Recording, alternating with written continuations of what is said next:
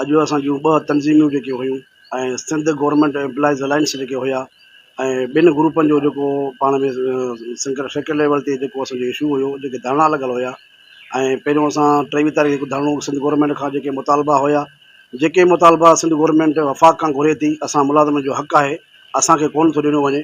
उन लाइ असां तंज़ीमुनि जूं मुख़्तलिफ़ जेके असां तंज़ीमूं हुयूं उहे असांजा अलायंस ठहिया हुया ऐं उन में हिकु असां धरणो 23 तारीख़ हणी चुका हुआसीं ऐं सिंध एम्प्लॉइज़ अलायंस जेको आहे 30 तारीख़ धरणो हयो, पर सिंध गवर्नमेंट असांखे को उनजो रिस्पॉन्स कोन ॾिनो ऐं असांखे हक़ खां जवाबु ॾिने। उस्तादनि ते, असांजे मुलाज़िमनि ते तशदुद कयो वियो, लाठी चार्ज थी, गिरफ़्तारियूं थियूं ऐं शेलिंग थी।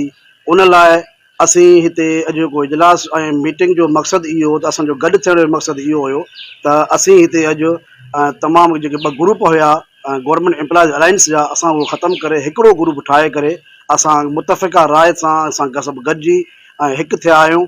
ऐं असांजो सिंध एम्प्लॉइज़ अलायंस हिकिड़ो ई ग्रुप आहे।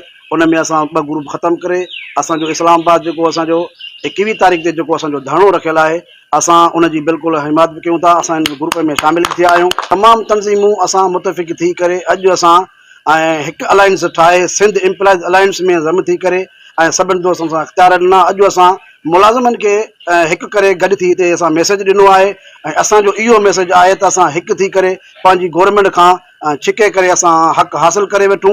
ऐं 21 तारीख़ ते जेको सूमर ते इस्लामाबाद धरणो आहे, इनशाला असां हुन में सभु दोस्तनि खे हिकिड़ो मेजा तवसुस सां, तव्हां दोस्तनि जी तवसुस सां असां हीउ मैसेज ॾियूं था सभु मुलाज़िम जेके आहिनि त इस्लामाबाद इकठे थियूं त असां उन खां हक़ सदारती जेको महिला उनजे अॻियां आसूफ़ ज़रदारी साहिबु जेको प्रेसिडेंट ऑफ पाकिस्तान आहिनि, उन खां असां घुर कयूं था ऐं बिलावल भुट्टो ज़रदारी साहिब खां असां इहे डिमांड कयूं था। असांजा हीअ मुतालबा आहिनि त असां ख़ुदा असांजे सिंध गवर्नमेंट जे मुलाज़िमनि खे हक़ु ॾियो ऐं उनखे वधीक लावारस न कयो।